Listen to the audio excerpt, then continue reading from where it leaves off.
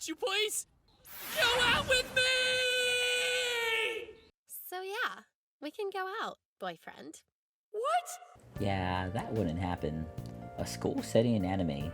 It's more common than a wasteful pitcher of milk and orange juice as part of a balanced breakfast. With hormones, dumb friends, and at least 2 to 7 crushes. It's not a bad thing. In fact, it's pretty comforting. Not only for the people in Japan, but for us anime fans in the West as well. Seriously, I recommend watching Toradora in the winter. It's the perfect cozy anime.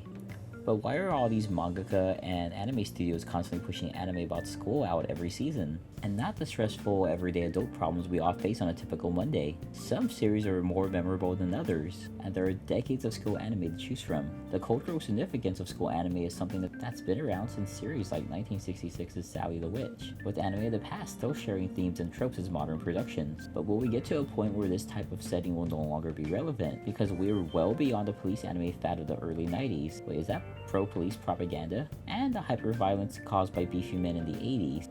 お前はもう死んでいる。何? But somehow school anime is here to stay? You weren't even past level 7. Yeah. Welcome back, I'm Dusk. Today we're discussing why so many anime series take place in schools.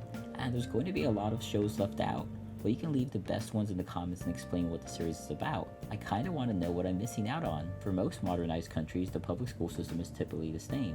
And as a collective majority, we all share the same experience, good or bad. But with anime, some of us just connected to certain characters or series, as we can see them as a direct reflection of ourselves, depending on what age we consume that series in either manga or anime form, or rose-colored lenses that lets us look back at a difficult yet simpler time. School anime is a pretty decent visual and emotional representation of that, and they almost always include the theme of friendship that triumphs over all. さあみんな手を出してほらなんだこれマジックのインクなんてすぐ消えちゃうけど Okay, maybe not every anime. Nice uniform. It's lacy. Yusuke, you perv! For the island of Japan, there are characteristics that we can immediately picture when mentioning a Japanese school. The most memorable being the uniforms, and those house shoes they have to put on. Despite us never having worn them ourselves, whenever we see them in anime, we know exactly what they are. For the boys, the black school uniforms that include that really cool jacket, and I'm such a weeb that I tried to order one when I was in middle school and it was way too expensive. And of course, the sailor uniforms. Do students really still wear those? I'll have to look into that. Wait, never mind. And despite recent series trying to shake up what a uniform could look like, our image of a school student like Mob or all of the Sailor Scouts is still the same, even if there's decades between their releases. So with uniforms being iconic and consistent, it hits that one point on the nostalgia factor, even though we live in countries that don't have those types of uniforms.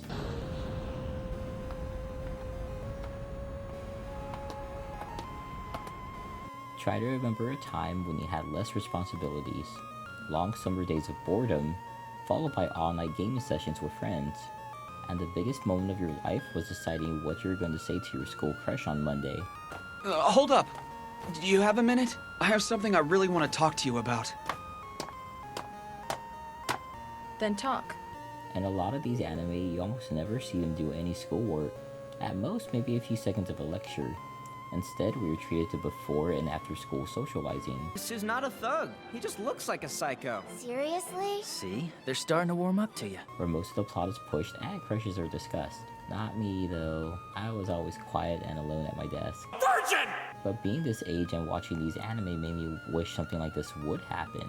And I think that when we see it in anime or manga, it's a projection from that mangaka or writer. Maybe high school for them was the best time of their lives, getting to be in a class every year with their childhood friends. Or perhaps it's a retelling of what they wish would have happened, by giving that one shy kid a second chance at the life they always had hoped for, sort of like the daydreams we all have.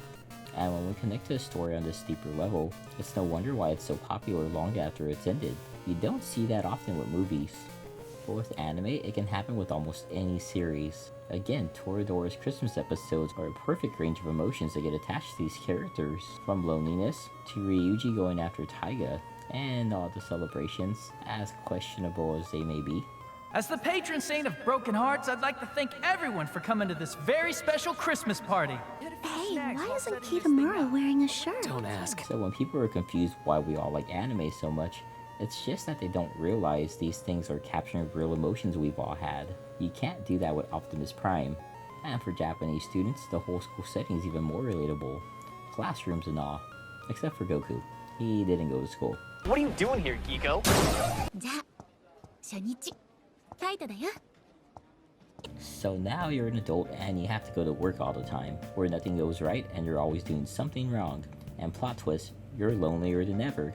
That's literally been my week. In Japan, the work culture is insane, at least by Western standards. Tack on an 80-hour work week and sleeping in offices. This is your home now. No time to meet people or have any sort of social life outside of work. So what do? Well, a lot of people gravitate towards watching anime in their free time. It's a pastime most grew up with as children, so a lot of adults don't partake in watching it anymore.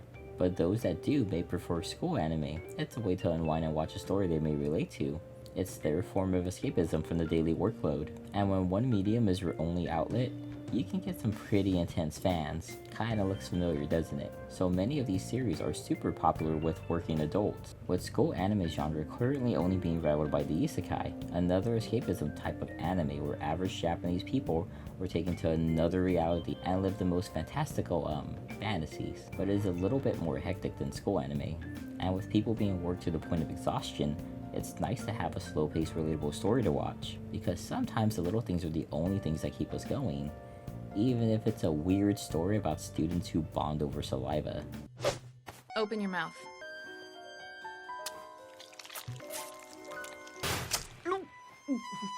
I want you to suck on my finger now.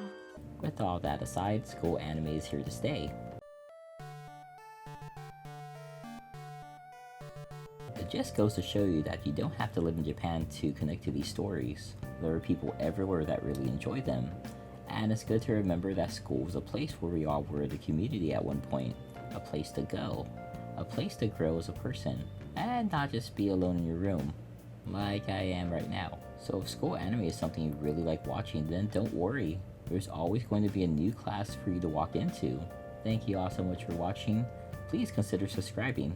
Feel free to leave a comment. I try to reply to everyone I get. And while you're here, watch one of the shorts. A lot of work goes into them and they're pretty fun to watch. I am sick right now. And I'll see you on the next video. Oh, and let me know which school anime to watch next, or I'm going to keep watching this one. Here. Suck it. You mean right here?